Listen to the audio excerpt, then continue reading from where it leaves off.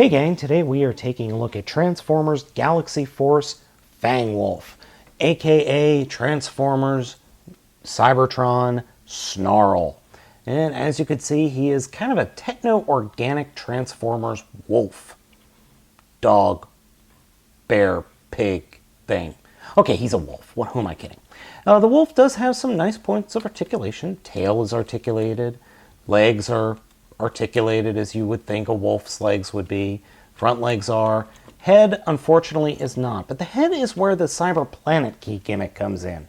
And we have a Beast Planet key. And when you plug it into the back of his head, he gets fangs. Unfortunately, it doesn't stay open. Oh! A cool addition to this figure is that you can store the planet key right here on the side of his right rear leg. So you're never going to lose it, right? You're never going to lose this very easily lost piece, right? Yeah, right. Now, this figure's transformation is actually pretty interesting because there's a whole lot that's going to happen here. First things first, let's just take the legs and get it right out of the way. These are going to be forming the robot's legs. So we'll fold them straight down a la Cheetor and flip out his heels. Like so. All right. So what else is going to happen here? Well, some craziness is going to ensue. For the rest of the transformation, the first thing we're going to want to do is fold up the paws or the front legs like that. Then we'll reach underneath the wolf head and pull down a little bit just to free this section up, and then split the wolf's body in half like that. Then take the parts that were split and fold that up from the bottom of the figure, flip out the robot head, and then flip these sections around such that you're able to kind of just get them to fold up while the same way staying out of the way. And the way you do that is you get it so that the feet are pointing towards the back. And just kind of lay that down and hope it pegs into place-ish. I've never really been able to find a good way to do this. You can like flip this up this way and they will peg into place, but nothing ever really sits quite right. I believe this is the correct way to do it, where you have the feet kind of sticking up off the back, and then it's supposed to peg in to these sections down here, but it never really works all that well for me. So then what we're going to do is bring the wolf head around, slide that up into the shoulder, and then just position it such that it looks okay. And then take the other arm, flip it down, and flip out the fist, and then rotate the feet around. And there we go. Robot mode is achieved. Robot mode is kind of a mess. Not gonna lie, it is not my favorite robot mode. And the other thing I did forget to do is you did want to slide the shoulder down. The robot mode, it's all right. It just, as I said, it's not my favorite. It's just really strangely proportioned. And you're going to get that in a toy of this caliber with this kind of transformation. You just can't avoid it.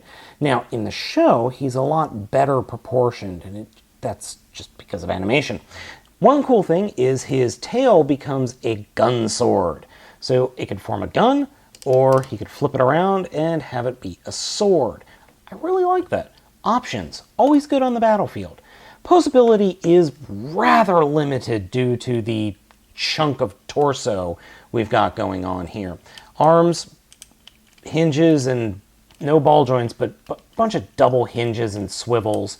You can get plenty of good movement and articulation. Unfortunately, the wrist doesn't move. Legs, you've got a ball joint in here, in the hip, but you're really limited by the shape of the leg. Then a swivel at the knee, and the knee is a double knee shin thingy. You could get some okay poses, but nothing really grand. I've never been able to pose this guy really, really nicely, just simply because of the top heaviness, and just his proportions to me are all wrong. I do like his head sculpt, though it just needs more paint. White is always an issue with a lot of Transformers because they never really paint in any of the really neat detailing. He has a very Optimus Prime look, a very Leo Convoy Prime look, if you will. It is a nice head sculpt that does have light piping. Its amber eyes do have light piping. You do get a sense that there is some real detail there, but just the white kind of masks it because it doesn't cast any shadows, really. Otherwise, it's a pretty good head sculpt. Overall, I am not a huge fan of this sculpt. It's just the proportions in robot mode that get me. I like the transformation. I think the transformation is an interesting take on the Cheetor-esque transformation. And overall, it's not a bad figure. I'm just not a fan of it. I think there's a lot more that could be done with this in terms of paint specifically. And proportion-wise, it just really bugs me. But, you know, this is one of those things where you're either going to love it or you're going to hate it. And I'm kind of in the hater category, so I'm sorry to say. But, you know, there are plenty of you guys out there that would love this figure. So I would recommend just, you know, give him a look at or give him a once-over if you see him at a shop or if you see him in like a thrift store or something like that. I think he's worth a few bucks, but ultimately he really does need a better paint scheme, in my opinion. So guys, this has been Baltmatrix for Transformers Galaxy Force Fang Wolf or Transformers Cybertron Snarl. And we'll catch you next time.